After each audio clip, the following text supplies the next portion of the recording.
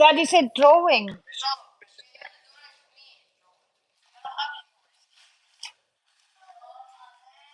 Mother, di mo kinuhanan si Julie?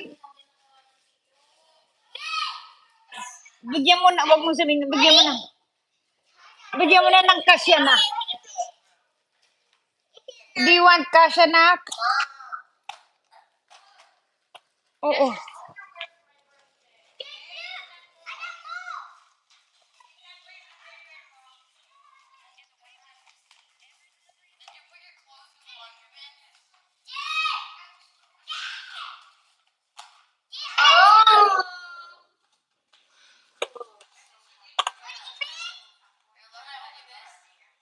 Nya?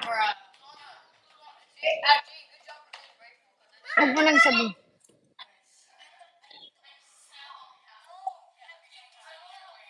Pero di ba si Julene din nauutusan din, di ba?